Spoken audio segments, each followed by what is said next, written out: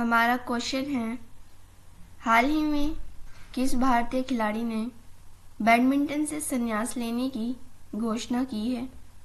Option से ए Ashwini Ponnappa, B Sikki Reddy, C B Sumit Reddy या D लक्ष्य सेन। इसका हमारा ऑप्शन नंबर सी सही है, बी सुमित रेड्डी। हम सभी जानते हैं बी सुमित रेड्डी भारतीय युगल बैडमिंटन टीम के सदस्य हैं और इन्होंने जो है हाल ही में बैडमिंटन से संन्यास लेने की घोषणा की है। 2022 राष्ट्रमंडल खेल में बी सुमित रेड्डी की युगल टीम भारत के लिए रजत पदक जीत कर लाई थी। हाल ही में जो है बी सुमित रेड्डी जो कि भारतीय युगल बैडमिंटन टीम के सदस्य हैं, इन्होंने हाल ही में बैडमिंटन से संन्यास लेने की घोषणा की है। यह भारतीय युगल बैडमिंटन विशेषज्ञ हैं। 2022 राष्ट्रमंडल खेल में भारत के रजत पदक विजेता टीम का हिस्सा रहे हैं। नेक्स्ट क्वेश्चन है, हाल ही में भारत और किस देश ने आर्थिक संबंधों को बढ़ावा देने के लिए लीबा समूह की शुरुआत की है? ऑप्शन से ए जापान, बी तंजानिया, सी श्रीलंका या डी म्यांमार। इसका ऑप्शन नंबर सी सही है, श्रीलंका। श्रीलंका और भारत इन दोनों देशों ने मिलकर लीबा समूह की शुरुआत की है। इस लीबा समूह की शुरुआत करने का उद्देश्य है कि भारत और श्रीलंका दोनों देश अपने अपने आर्थिक संबंधों को बढ़ावा दे सकें।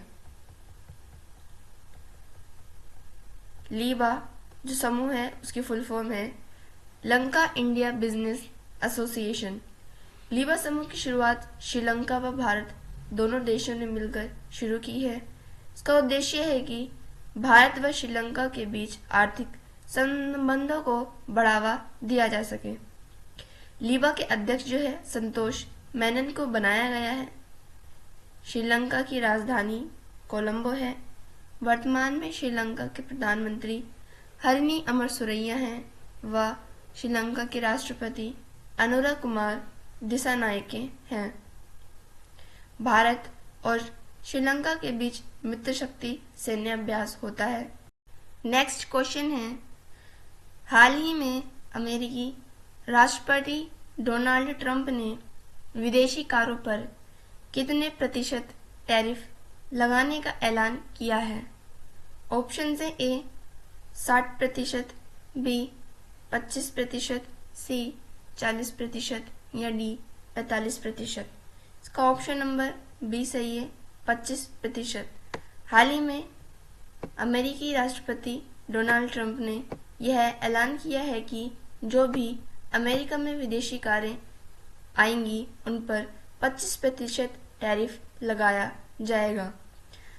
अमेरिका के राष्ट्रपति डोनाल्ड ट्रंप बनने के बाद जो है डोनाल्ड ट्रंप ने कई सारे ऐसे फैसले लिए हैं जिससे उन्होंने लोगों को चौंकाया है। जैसे राष्ट्रपति डोनाल्ड ट्रंप ने WHO जैसे कई संस्थानों से बाहर हुए हैं।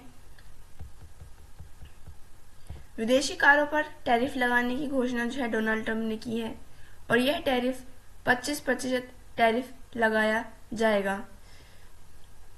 डोनाल्ड ट्रंप के इस फैसले के बाद जो है भारत की एक महत्वपूर्ण कार कंपनी जिसका नाम टाटा है, टाटा के शेयर्स में 6% की कमी भी देखी गई। अमेरिका की राजधानी वॉशिंगटन DC है। अमेरिका से लगभग हर वर्ष भारत के भीतर 9.98 बिलियन डॉलर का निर्यात किया जाता है और इस निर्यात में अमेरिका से भारत में बड़ी मात्रा पर electronic machinery, car, crude oil, pharmaceutical और प्लास्टिक प्रोडक्ट्स निर्यात होते हैं। नेक्स्ट क्वेश्चन है, हाल ही में अंतर्राष्ट्रीय 3D दिवस 2025 कब मनाया गया है? ऑप्शन से ए 25 मार्च, बी 26 मार्च, सी 27 मार्च या डी 28 मार्च। इसका ऑप्शन नंबर डी सही है, 28 मार्च।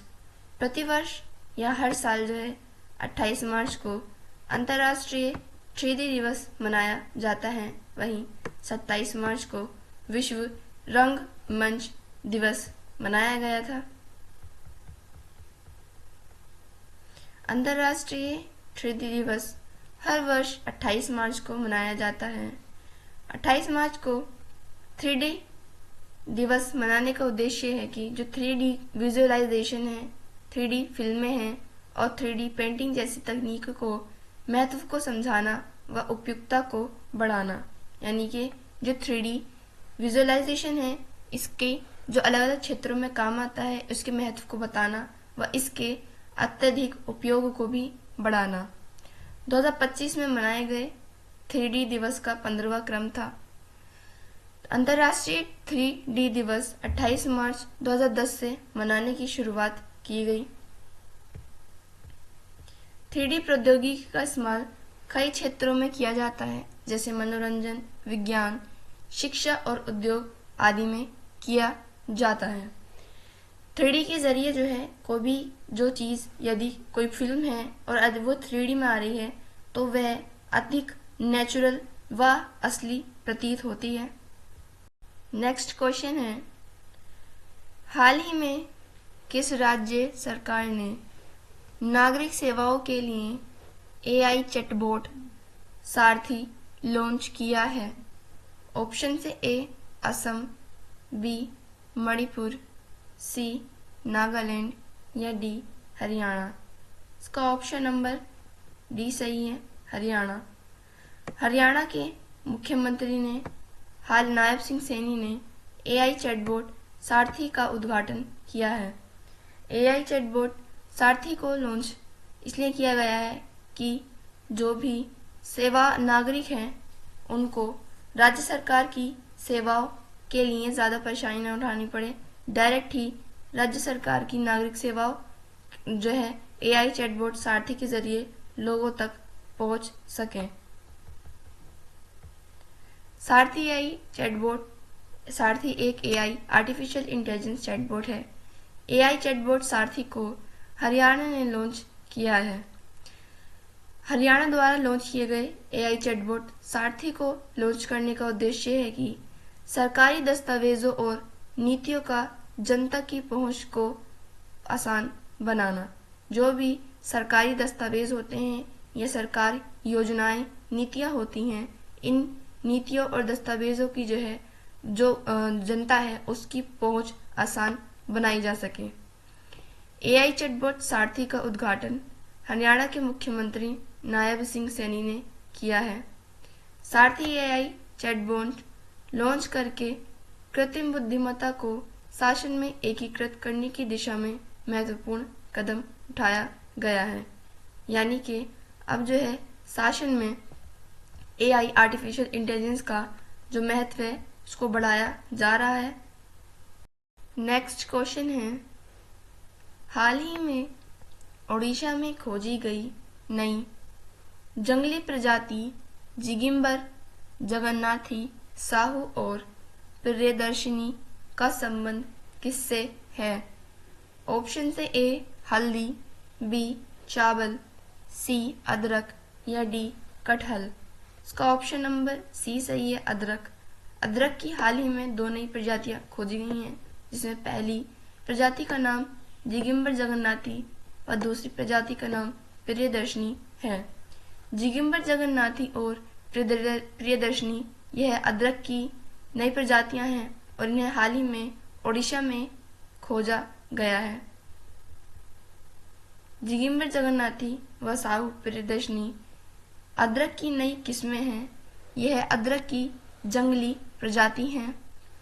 जिगिंबर जगन्नाथी साहू व प्रियदर्शनी की खोज ओडिशा के सिमलीपाल बायोस्फीयर रिजर्व में की गई। इसी के साथ साथ हाल ही में कुछ टाइम पहले अदरक की एक नई किस्म जिसका नाम सुरसा था, इसकी भी खोज की गई।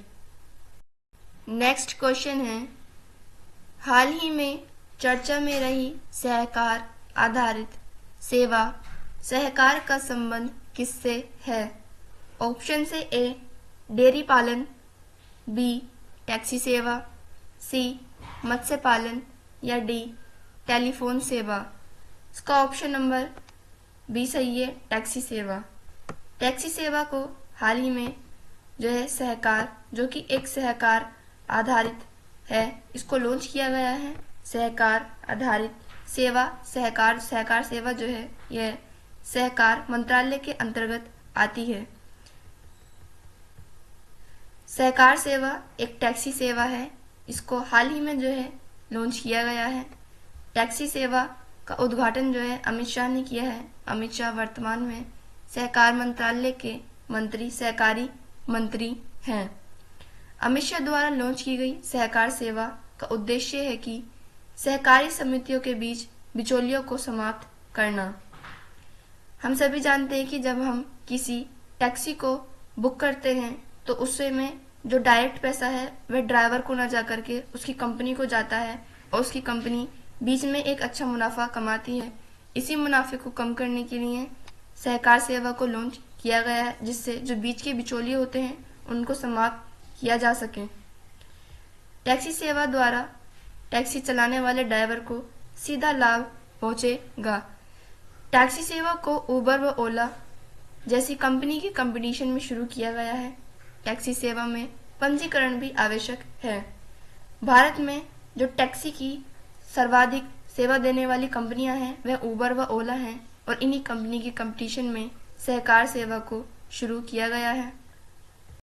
नेक्स्ट क्वेश्चन है, देश की पहली स्वदेशी MRI मशीन का परीक्षण कहाँ प्रारंभ होगा?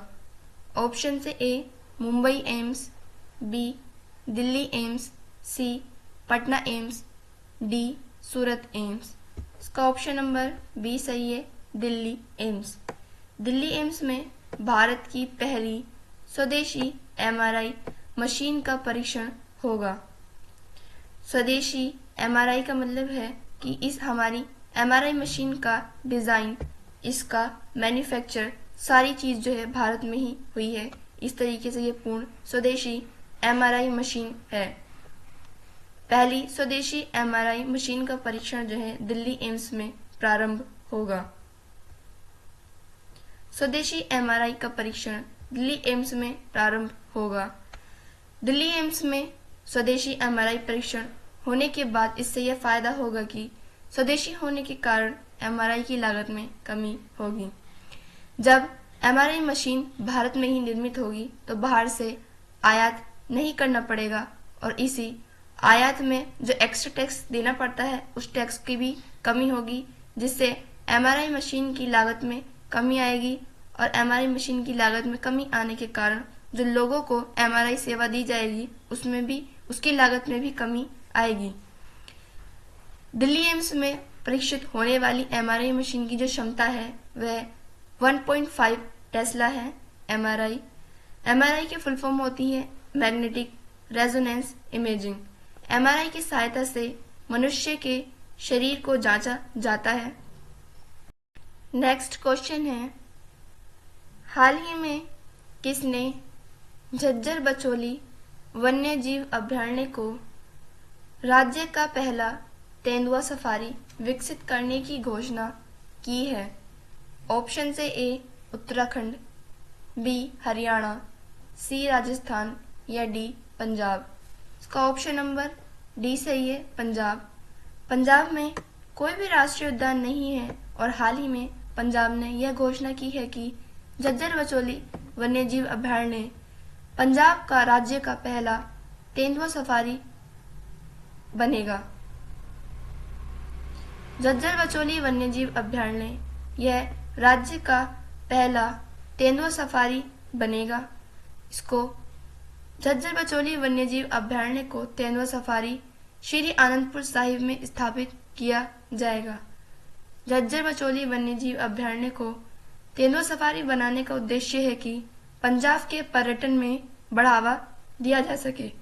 हाल ही में झज्जर बचौली वन्यजीव अभयारण्य को तेंदुआ सफारी बनाने की घोषणा पंजाब राज्य द्वारा पेश किए गए बजट में की गई। पंजाब में कोई भी राष्ट्रीय उद्यान स्थापित नहीं है। वर्तमान में पंजाब के मुख्यमंत्री भगवंत मान हैं। पंजाब की राजधानी चंडीगढ़ है व पंजाब के राज्यपाल गुलाब चंद कटारिया हैं।